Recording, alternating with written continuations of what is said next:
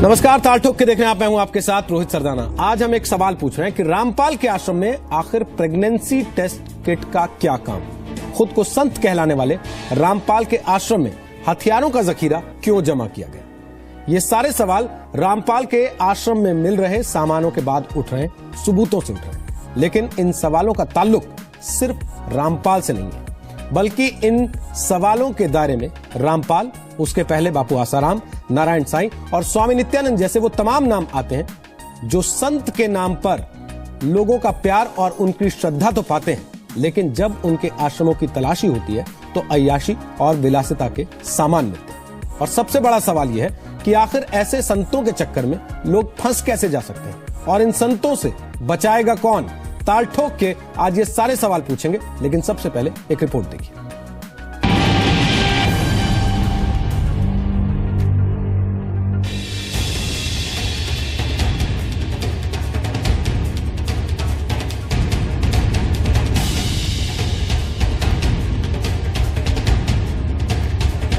रामपाल के आश्रम में प्रेगनेंसी टेस्ट क्यों?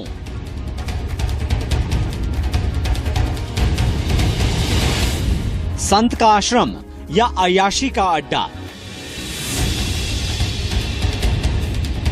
आश्रम में बम और बारूद की क्या जरूरत?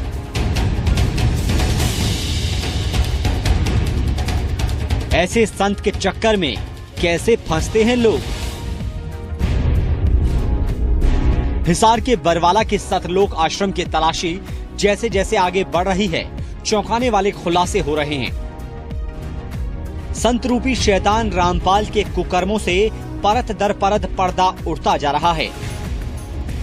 हरियाणा पुलिस की स्पेशल इन्वेस्टिगेटिव टीम को आश्रम की तलाशी में अब तक प्रेगनेंसी टेस्ट किट के अलावा दवाइयों का बड़ा जखीरा मिला है, जो आश्रम के अंदर बने अस्पताल में रखा गया था। लेकिन इन दवाइयों पर ना तो कोई नाम लिखा है, ना ही किसी कंपनी की मोहर और बैच नंबर ही है। पुलिस को यहीं से एक एक्सरे भी मिला है। रामपाल इन्हीं दवाइयों और एक्सरे मशीन के जरिए भक्तों की बड़ी से बड़ी बीमारी दूर करने का दावा करता था।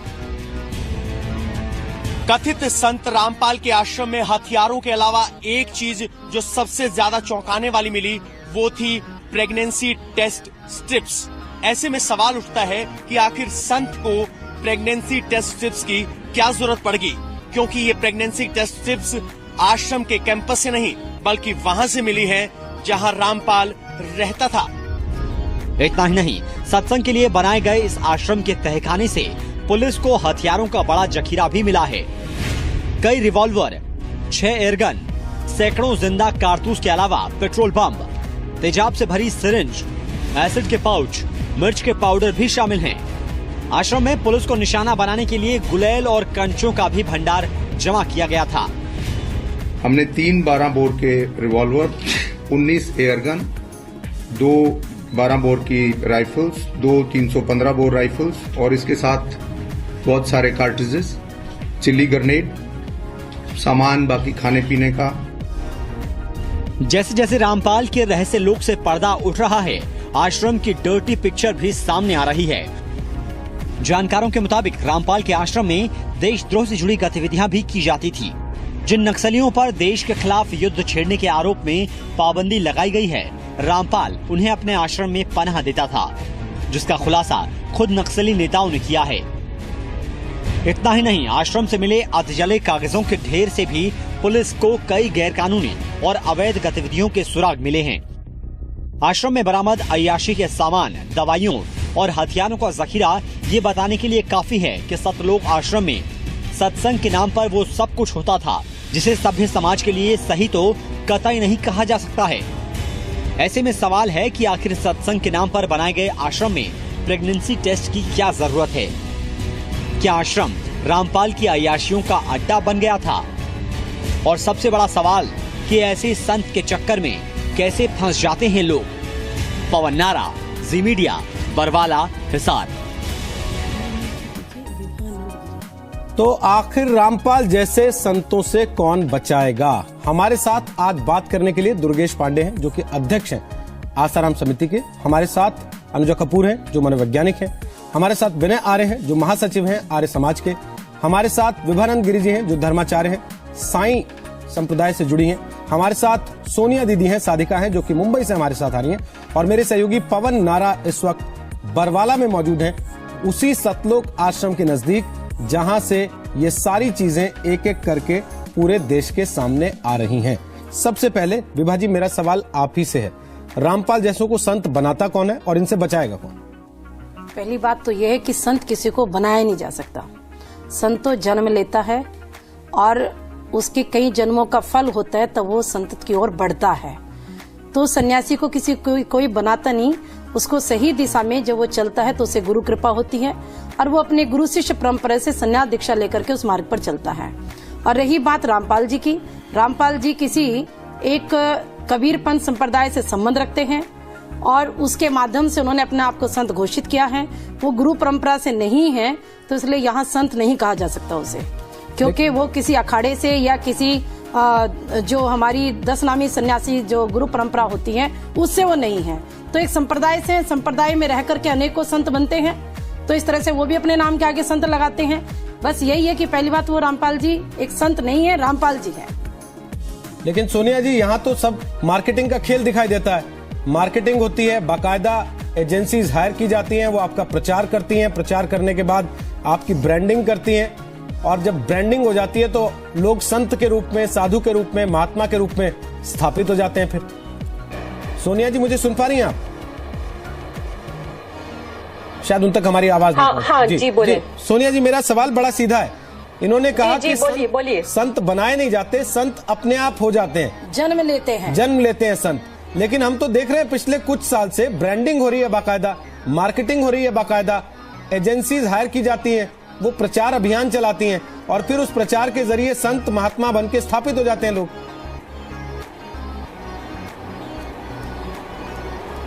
देखिए, जो इस तरीके से एजेंसी के जरिए अगर स्थापित होने की कोशिश करते हैं तो वे संत किस श्रेणी में से आए, मुझे तो यही नहीं समझ आता है। क्योंकि जैसा कि अभी हमने सुना कि संत जो हैं एक संप्रदाय से जुड़े होते हैं और गुरु परंपरा से आते हैं, तो वहां पर एजेंसी वाली तो कोई बात का अर्थ ही नहीं निकलता। ये तो व्यवसायीकरण है सीधे सीधे, जिसका कुछ बीच के लोग हैं जो फायदा उठा रहे हैं। आज जहां मीडिया का हमें एक बेनिफिट ये मिलता है कि हर चीज हम तक पहुंच जाती है, आम पब्लिक तक पहुंच जाती है, घर घर तक पहुंच जाती है, वहीं उसका कहते हैं कि सिक्के के दो पहलू है। तो ये दूसरा पहलू है कि जहां पर कुछ लोग, तथाकथित लोग, इसका मिसयूज कर रहे हैं और इसके लिए इस तरीके की चीजें हो रही हैं। वरना किसी भी सच्चे साधु या संत को किसी ब्रांडिंग की या इस सारी चीजों की इतनी आवश्यकता नहीं है। उसका अपना जो कर्म है, उसका गुण है, वो निखर के आता ही आता है। सोना कितना भी अपने आप को, कभी भी सोना ये नहीं बोलता कि मैं सोना हूं, मुझे लो। सोना तो अपने आप में स्थापित है कि वह स्वर्ण है, उसको अपने आप की ब्रांडिंग करने की कोई आवश्यकता है ही नहीं। मैं अनुजा,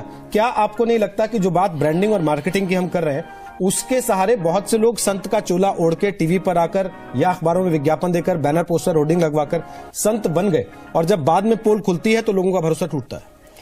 ये सबसे बड़ी बात, आप बिल्कुल सही कह रहे हैं। इसको हम क्या कहते हैं कि यहाँ पर इसको कहते हैं इजी मनी।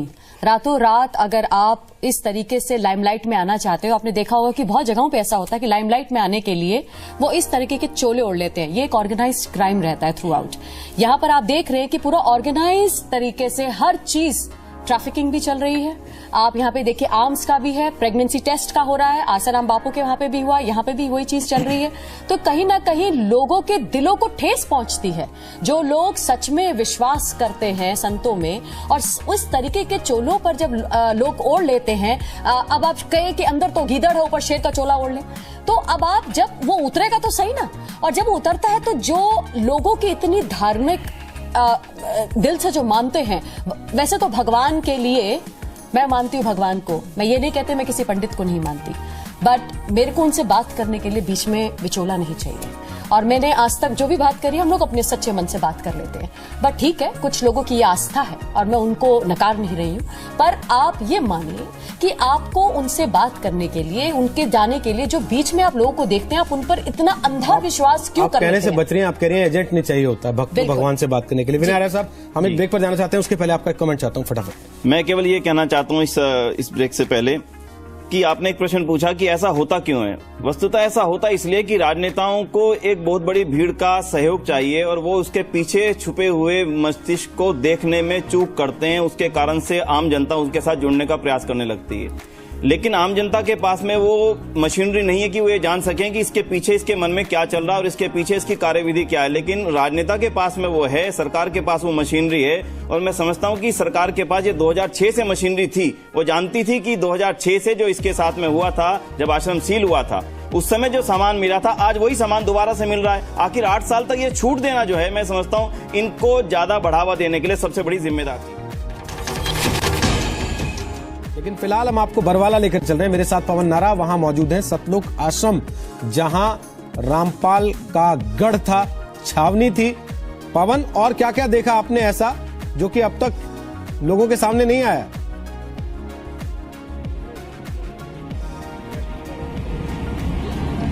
जी, आपको बता दें, एक सबसे बड़ी बात यह है कि संत रामपाल जहां रहते थे, काहे कि कथित संत रामपाल जहां रहते थे, हर कमरे में एक तिजोरी है, इलेक्ट्रॉनिक सेफ है, वो पासवर्ड के साथ खुलती है, वो अभी नहीं खुल पाई है। देखना होगा कि उन तिजोरियों में क्या निकलता है। आखिर एक संत को इतनी तिजोरियों की जरूरत क्या है? इतना ही नहीं, हर कमरे में एक बड़ा सिंहासन था जो उनको ये आभास कराता था कि वो आम नहीं, खास है।